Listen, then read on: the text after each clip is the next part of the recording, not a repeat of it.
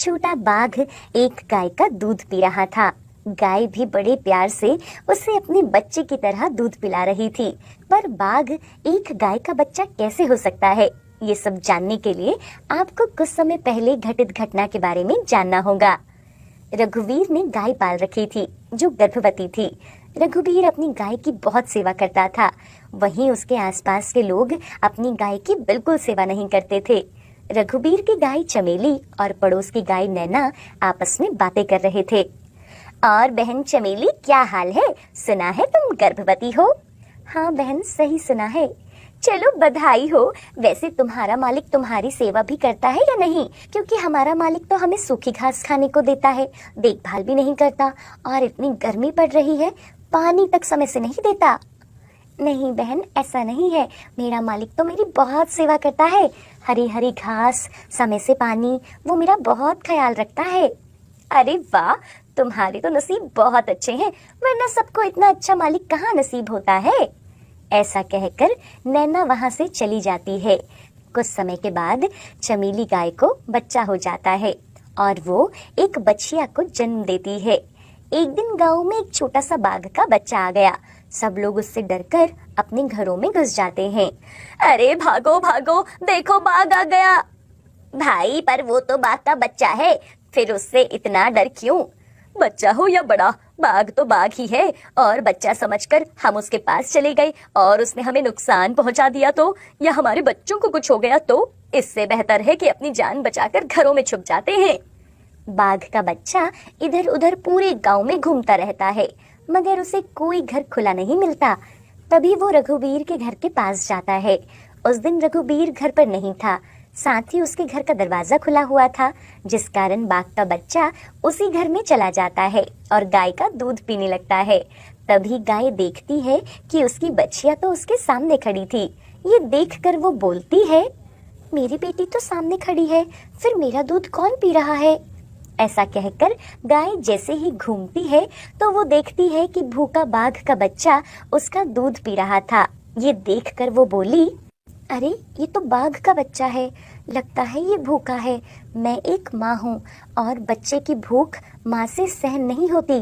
भले ही ये मेरा बच्चा नहीं है, बाघ है, पर इसने अब मेरा दूध पी लिया है तो ये मेरे बच्चे जैसा ही है। थोड़ी देर तक बाघ का बच्चा दूध पीता रहा। इतने में रघुवीर खेत से घास लेकर आ जाता है। रघुवीर देखता है कि एक बाघ का बच्चा उसकी गाय का दूध पी रहा था, तो वो बोला, हे भगवान, ये सब क्या हो रहा है? अब मैं क्या करूं? ये बाघ कहीं मेरी गाय और इसके बच्चे को कोई नुकसान न पहुंचा दे। मुझे इसे कैसे भी यहाँ से हटाना होगा। रघुवीर हिम्मत करके उसे हटाने की कोशिश करता है, मगर वो नहीं हटता। वह थोड़ी देर तक और कोशिश करता है, बाघ का बच्चा तब भी नहीं हट रहा था। तब गाय बोलती है, हे भगवान, मालिक तो इस भूखे बच्चे को हटा रहा है, पर बेचारा ये इतना भूखा है कि हटने का नाम ही नहीं ले रहा। अब मैं क्या करूं? कहीं मालिक इससे डरकर इसे कुछ नुकसान ना पहुंचा दे। गाय ये सब बोल ही रही थी कि थोड़ी देर बाद बाघ का बच्चा खुद दूध पीना बंद कर देता है और वहां से चला जाता है। आपका बहुत बहुत शुक्रिया भगवान, पता नहीं आज ये सब मैंने क्या देख लिया, और ये बाघ का बच्चा यहाँ कैसे आया, कुछ पता ही नहीं चला। बाघ का बच्चा गाय का दूध कैसे पी सकता है? खैर, मेरी गाय बच गई, मेरे लिए यही काफी है। फिर अगले दिन भी ऐसा ही होता है। रघुवीर जब वापस आता है तो बाघ का बच्चा गाय का दूध पीकर चला जाता है। अब हर रोज ही वो गाय का दूध पीने आने लगा और गाय और उसकी बच्चिया के साथ वहीं खेलता रहता था। एक दिन गाय की बच्चिया अपनी माँ से बोलती है, माँ, बाघ भैया हमारे साथ क्यों नहीं रहते? अगर ये भी यहीं रहते तो कितना मजा आता। बेटा, तुम सही कह रही हो, पर तुम्हारे बाघ भैया यहाँ नहीं रह सकते। मालिक उससे बहुत डरते हैं, और अगर बाघ बेटा भी यहीं रहा तो कहीं मालिक या कोई और मेरे बच्चे को नुकसान न पहुँचा दे। माँ, आप चिंता मत करो, मैं मालिक के आने से पहले ही चला जाऊंगा। पर माँ, मेरा भी मन करता है कि मैं अपनी माँ और बहन के साथ रहूं।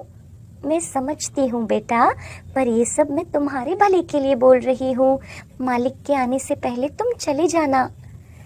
वो सब बातें ही कर रहे होते हैं कि तभी रघुबीर वहां आ जाता है और बाघ को अपनी गाय और बछिया के साथ खेलते हुए देख लेता है।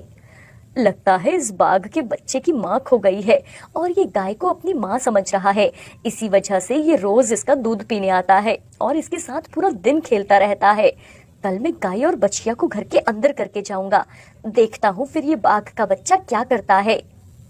रघुबीर अगले दिन गाय और बछिया को घर के अंदर बंद कर देता है और खुद बाहर छुपकर देखता रहता है कि बाघ का बच्चा आएगा या नहीं। बाघ का बच्चा आता है और गाय को ना देखकर वो परेशान हो जाता है। माँ, माँ, आप कहाँ हो? दीदी, दीदी।